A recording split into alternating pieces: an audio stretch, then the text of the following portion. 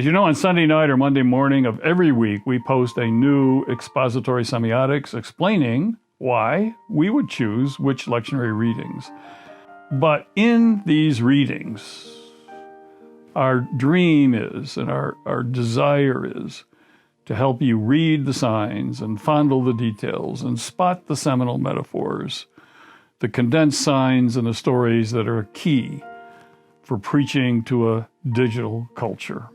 So strap on your seatbelt and join us as we prospect our passages for today.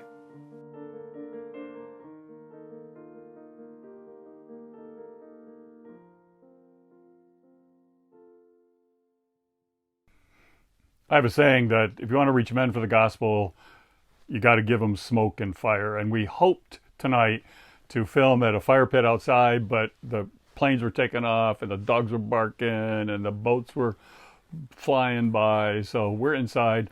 But you see, we have the smoke and we have the fire. And again, each week, a different candle. And this is a sacred scent. And this is Sierra Trudon, 1643, a French company. The motto is for God and King. And these are exquisite candles, but this one is Ernesto, and they captured the smell of a hotel in Havana where the mixture of the mahogany paneling, the leather, and the cigars is just right here in this sacred scent. So for some of you, that's not very sacred at all. But it is. We're going to have it sacred tonight, and I wish you could smell it. It's unbelievable. Ernesto, Sierra Trudon, 1643. I'm also, because I thought it was going to be outside, but I'm wearing it anyways. You know how you become attached to certain items of clothing, and even when they get ragged and tattered, you just can't let them go. And so this is a very old jacket for me. I wore it on the road, on the trail for many years, and you can see it's frayed and it's frazzled, and I'm still wearing it. I love this jacket. I don't wear it out, but I love to wear it home, and I was going to wear it outside because it was a little chilly tonight, but we are just going to do it anyways. And so one of my favorites, the smell. I'm just so glad you're with me. This is number 19. Can you believe we've been on this journey? 19 vlogs, lectionary vlogs. The first lectionary vlog that has hit the web, and I know it will not be the last. But this is the 26th of July, and we have some incredible texts, but the first one's above my pay grade.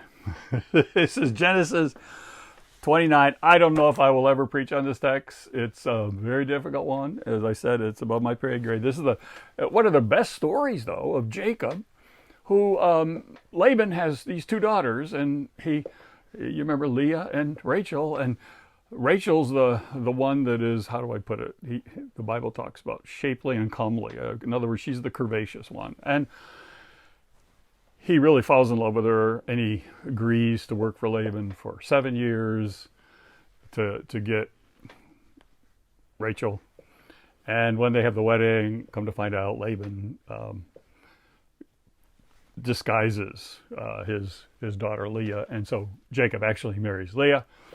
And he goes, and Laban says, well, if you want to marry Rachel, work for me another 7 years. So Jacob goes, okay. So 14 years. Again, this is a great story, above my pay grade.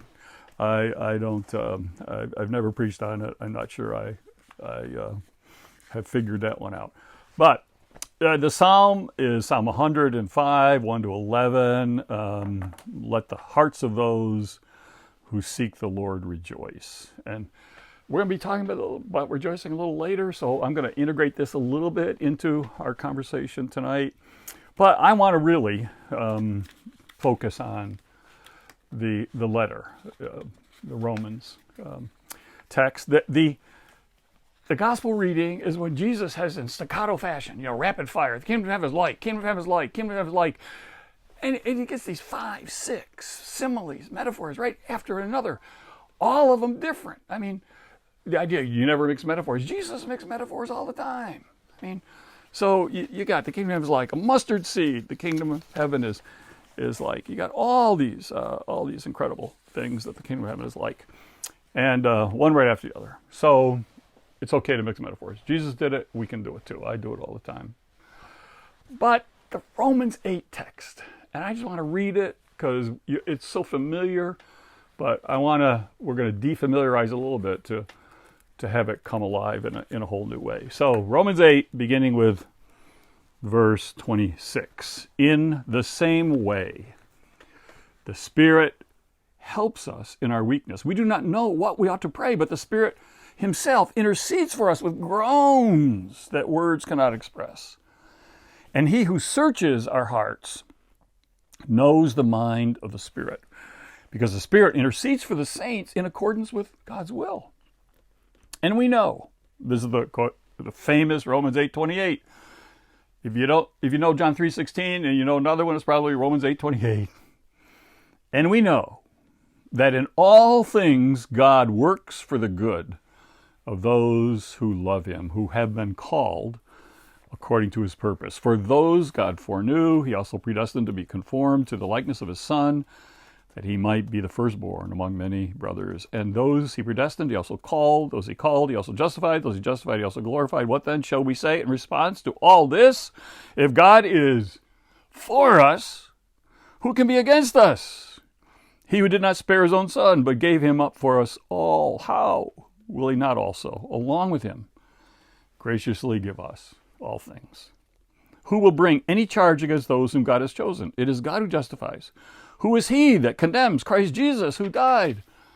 More than that, who is raised to life, is at the right hand of God, and is also interceding for us. Who then shall separate us from the love of Christ? Shall trouble, or hardship, or persecution, or famine, or nakedness, or danger, or sword? As it is written, for your sake we face death all the day long. We are considered as sheep to be slaughtered. No, in all these things we are, what? More than conquerors, through him who loved us. For I am convinced that neither death, nor life, nor angels, nor demons, nor either the present, nor the future, nor any powers, neither height, nor depth, nor anything else in all creation will be able to separate us from the love of God in Christ Jesus, our Lord. What a great text. And here's what I want to do with it. Romans 8:28.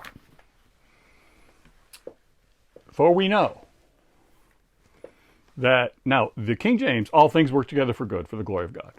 This does not mean, as you've heard many times preachers say, that all things are good. But it does mean that God can make all things work for the good. Can take out of the jaws of wickedness and defeat and bring beauty and victory. All things. God can turn however bad something is. Doesn't mean it's not bad. It's bad. COVID-19 is bad. How can COVID-19 work for the glory of God? How can God bring this pandemic? Now, God didn't cause this pandemic, but how can God bring? God does the best and the worst. How can God bring good, beauty, truth out of this pandemic and bring it for the glory of God? So, 10 things that God is doing right now, I believe. Now, I could do 100, but I may not have time for 10. But 10 things God is doing to bring beauty and goodness and truth. How can, out of COVID-19? In other words, COVID-19 can work for the glory of God if we allow God reign and rule and in our life. Let me just say something about COVID-19 and where we are. We are at a new chapter in history, a new day, a whole new day. In 1995, the first issue of the Journal of Emerging Infectious Diseases was published in 1995. It was established by the Centers for Disease Control, and it started with 4 issues a year. Within 6 years, it ran to 6 issues a year. So it went from quarterly to bi-monthly. 7 years after it was founded, in 2002, it went monthly. And now every month there is a new journal called the Journal Emerging Infectious Diseases, and it can't keep up with COVID. I mean, it cannot keep up with all of what is going on in the world. This is not the first global pandemic in history, and you all know this, but let me just remind you a couple things. The Black Death in the mid-14th century, which lasted 4 years, went from rats to humans by infected fleas. There was cholera in the 19th century caused by contaminated drinking water. We fail to appreciate how, I mean, we used to treat our lakes and our creeks and our rivers as just cesspools. This is where we pumped all of the the sewage, and it was fetid. It was a stewing morass of bacteria, and but these all were bacterial infections, and they could be controlled by environmental factors. I mean, you kill the rats, you kill the fleas, you clean up the water. 100 years ago, improperly named Spanish flu, get rid of that. It was an influenza epidemic 100 years ago. And it was a type of pneumonia that spread from birds to humans. And this H1N1 influenza virus killed 50 million people around the world. 50 million, 1918, 1919, 100 years ago. It had a preference for the young, unlike COVID-19, a preference for the young who couldn't oxygenate their tissues fast enough. And so they turned blue and they died almost overnight. It was just like this. And it was horrible. Now, what we're seeing today, COVID-19, the coronavirus, has a precedent. The SARS, remember, severe acute respiratory syndrome, pandemic in 2003, was also a coronavirus that originated in China, but only had 774 fatalities. The COVID-19 technically is called SARS-CoV-2 virus. So it's another SARS. Takes a mild form in most of the cases, but in the cases of the elderly and the compromised, it can be very, very deadly. So it spreads among people who hardly know they have it, simply don't know they have it. It's no big deal for them, but they can give it to somebody who's compromised and who does not have an immune system that can handle it.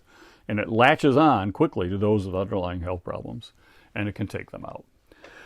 So this is what we're facing right now. And you go, how in the world could anything good come out of this? This is just horrible in every way. Well, it is, but God.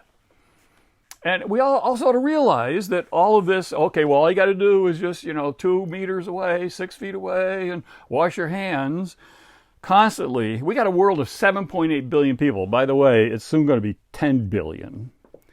25% of that 7.8 billion have no access to running water and no adequate sanitation. So talk to them about washing their hands constantly and keeping 6 foot. Well, you got 10 people in 2 rooms.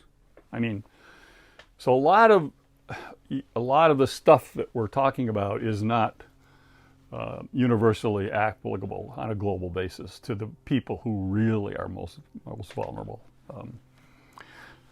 But let me give you real quickly a rundown of what I think, how God is turning this awful, evil, wicked thing into some good things for us, for the church. And I think when we come through this, if we learn these lessons and just open ourselves up to what God is doing to turn this awful thing into something that can be beautiful, good, and true, then I think we're going to come away much stronger and poised for the future. Now, number one, we're rediscovering a sozo Jesus. Sozo is the Greek word for salvation, or originally it means health, healing. And I am the God that healeth thee is, I think, one of the things that we are discovering is that the essence of salvation is wholeness, wellness, health. We also have names of holiness for this. And the dependence on God. Science can only take us so far. There's a partnership in healing between medical science and faith. And part of healing is prayer and the intercession. And so I really think that we are understanding that just as the first responders and the front lines are people in the health and healing professions, that the church also is in the health and healing profession. And we need to be on the front lines too, because we also are healers. Jesus spent his life doing three things: preaching, teaching, and healing. And we have to I think God is turning our attention to this healing component of faith that we've forgotten. Number two, I think we are rediscovering Simon of Cyrene and the fifth station of the cross. Our kinship with all of creation. Remember, Simon of Cyrene helps Jesus carry the cross. And Jesus had hematodosis in the garden. He sweat blood. He was just his skin was raw. I mean, that's what you do, is you basically, you just kind of, your skin just peels off. And so he couldn't carry, and Simon of Cyrene comes, this African visitor, really, to Jerusalem, and helps Jesus carry the cross.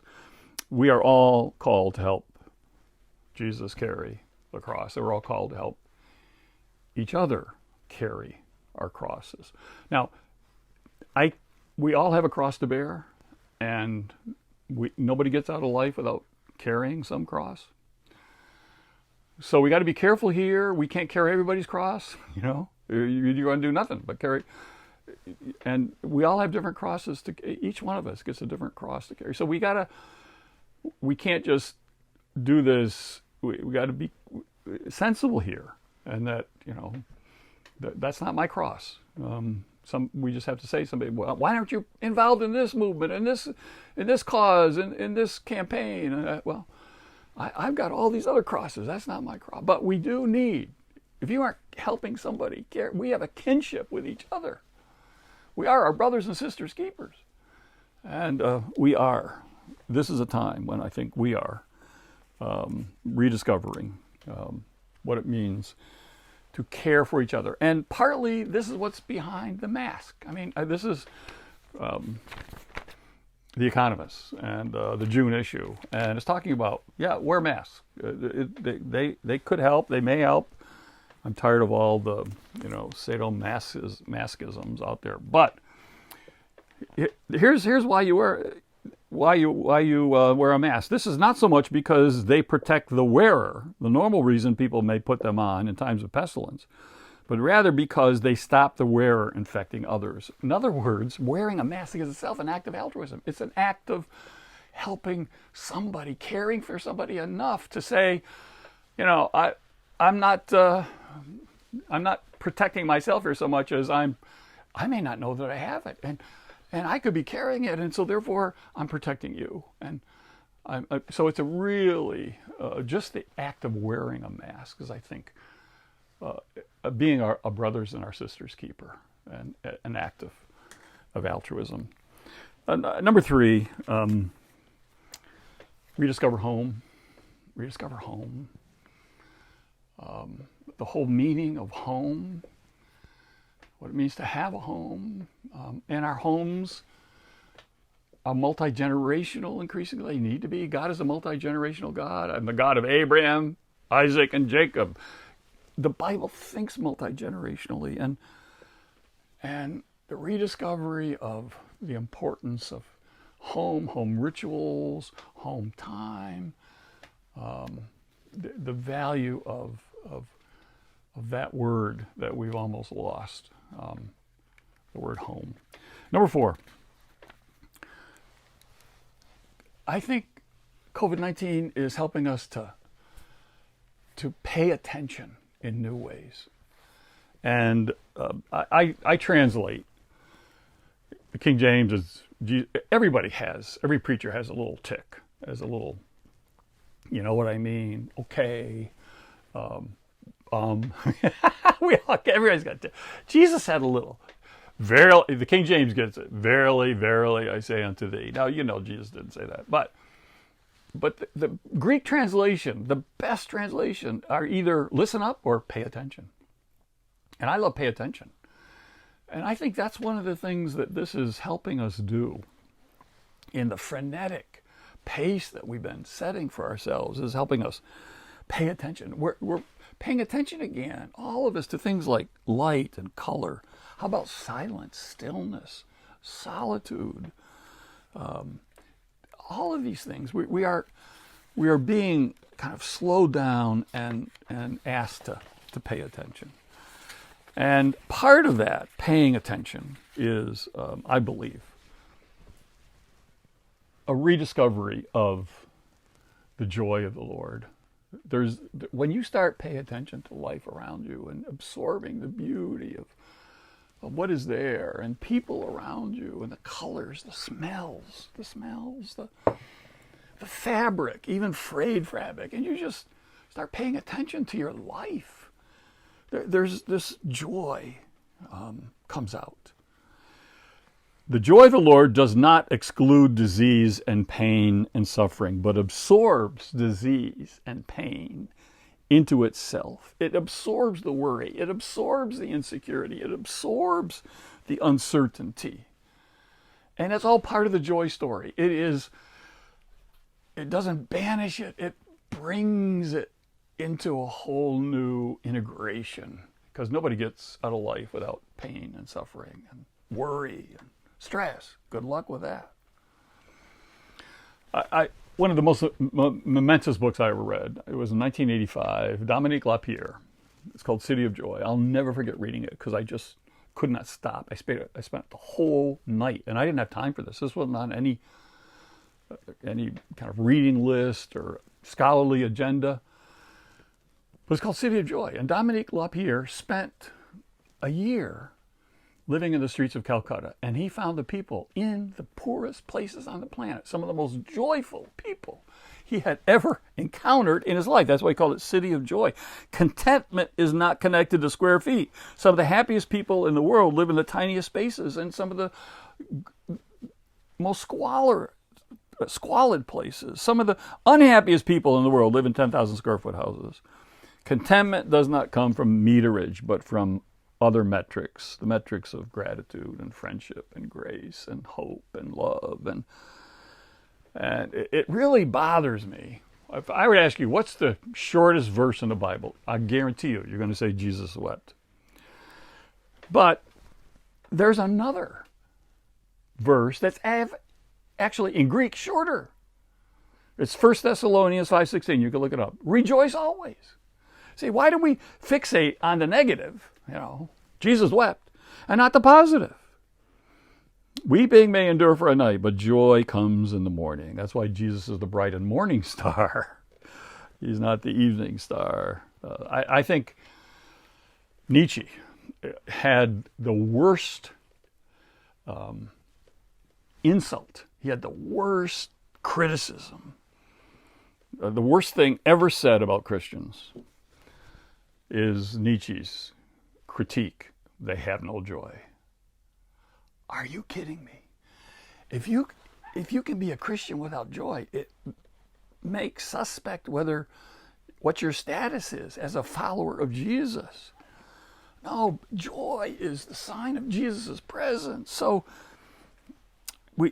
this is a time, I really believe, when we're paying attention to life and to each other and to living Eucharistically, thankfully, gratefully. The rhythms of our relationship with God are getting ramped up and raptured. The ramping can either be an acceleration or a deceleration. COVID-19 is a time of deceleration. We're decelerating. But that deceleration is still bringing fruits that are a joy unspeakable and full of glory. I can't say this enough. Number 5, this is obvious, but we are having to face, especially in people that are compromised and over 80, the reality of death. And that nobody gets out of life alive. We have pushed this aside for too long. Pastors, actually, I mean, there was a time when John Wesley brought his casket in and took naps in it in his office. I'm not recommending that, but a pastor always had in his study a skull. There would always be a human skull, either in a sculpture form or a real one, to memento mori. Remember your mortality. Remember your death. And each day is a gift.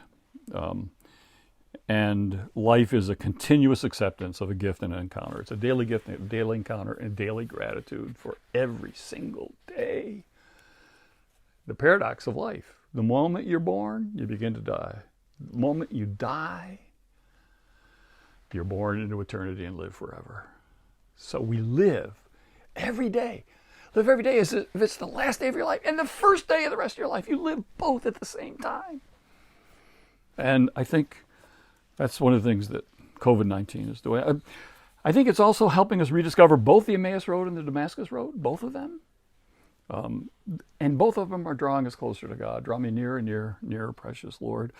I think number 7, COVID-19 is helping us to the supremacy, the centrality, the paramount importance of human relationships.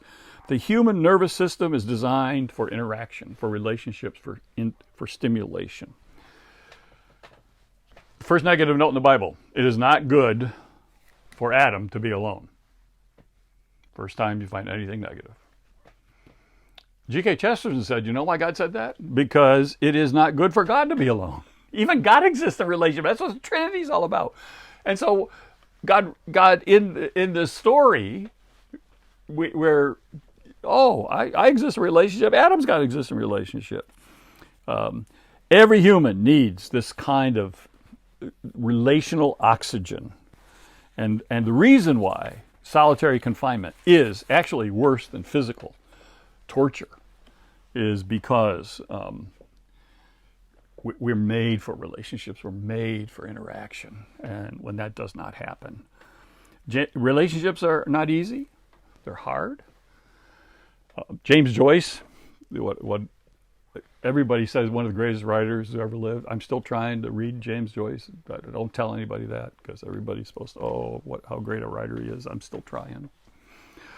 But he had a wonderful relationship with his wife, Nora. In fact, the day that they met, all sorts of books are on them, and it celebrated their day of coming together as Bloomsday. Around the world, people celebrate Bloomsday because James Joyce and Nora had this wonderful relationship. But Joyce, he said, it's not true that Jesus was the perfect model for humanity. He said he couldn't have been. I'm going to read here. He could not have been the perfect man because, this is Joyce's words, he was a bachelor. He never lived with a woman. Surely living with another human being is one of the most difficult things anyone can do, and Jesus never did it. So for Joyce, for me, it's one of the most lucid things he said, even though I don't agree with it. But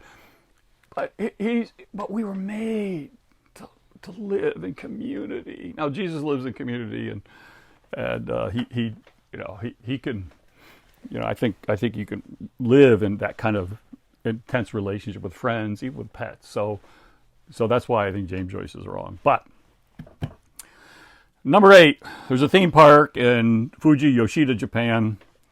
It has banned screaming on its roller coasters. You get this? No screaming on roller coasters. They're trying to prevent the spread of COVID-19, which may come from the screaming. And they have issued a mandate to every rider: scream in your heart. That's the mandate. Scream in your heart. You can scream, but scream in your heart.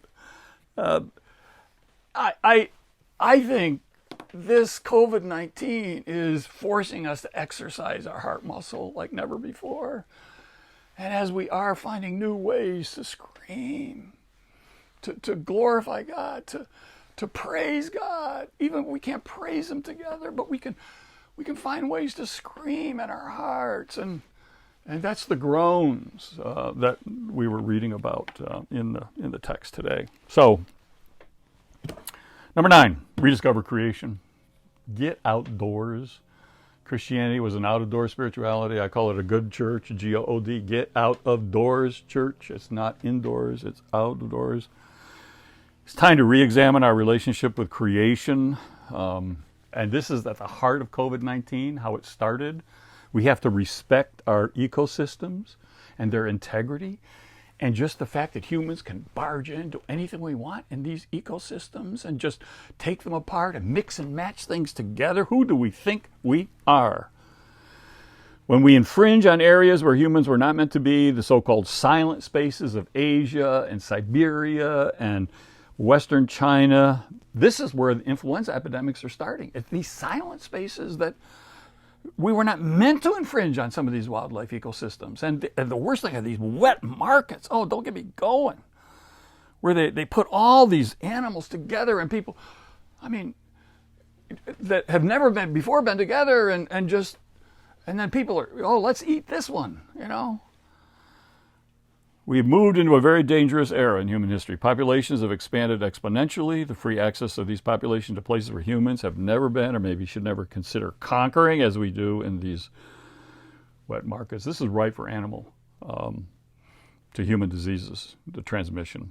So, a new respect for creation, for the world as God made it. I want to practice faith, especially faith in the future. Learn the world's oldest profession. Garden. Plant some flat, dull seeds into the dark dirt out of trust that sun and rain will miraculously change buried seeds into iridescent, colorful, shimmering flowers. If this turns all of us into getting rid of lawns and planting gardens, vegetable gardens, flower gardens, garden. Discover how we began. And number 10 is, I think, I say for me, the favorite to last, is rediscover the table. The importance of the table. 70, the temple's destroyed. The temple was the organizing, controlling part of religious life for Jews. And they had to reinvent Judaism. And what happened? The rabbis, during the decades and centuries that followed, they developed a religious system in which the temple was replaced by two things: a synagogue and the home. And you had the priesthood, the rabbi, and the parent. But central to the synagogue was the table. The table is where the scroll was opened up and read. It was kept in an ark. You opened it up on the table. You stood behind the table and you chanted, you sang it. Central to the home was the table. You gathered, and the parents presided at the table.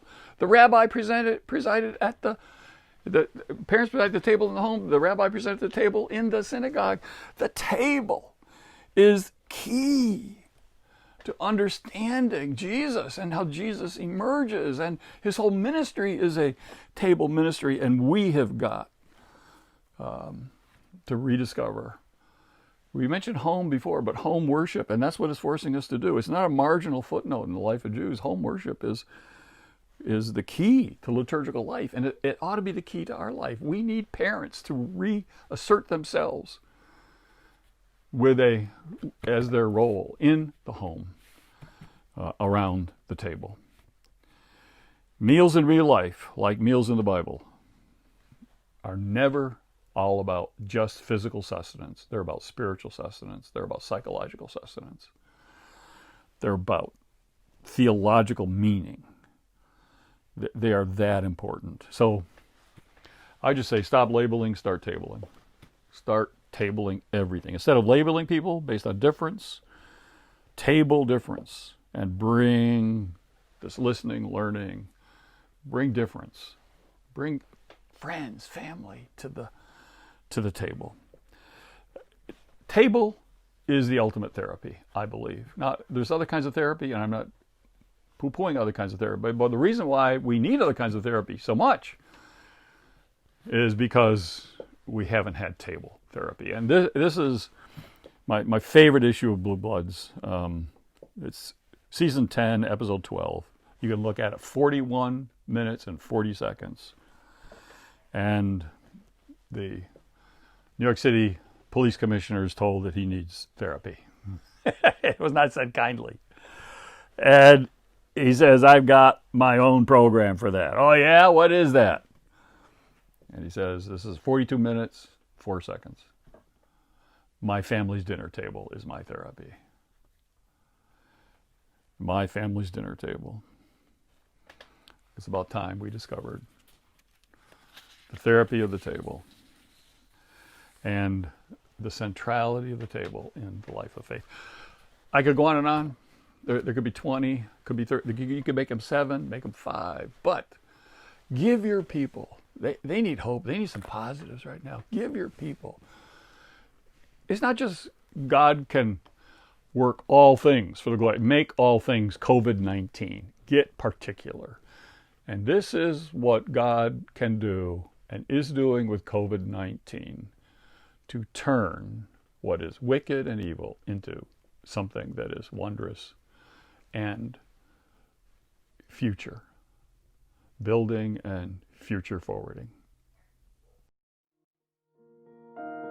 Semiotics is the art of angling, of turning things askew, upside down, inside out, cattywampus, sunny side up, over easy, scrambled, hard-boiled. We hope you enjoyed today's journey, but always remember, it's more important you prepare the preacher than you prepare the sermon.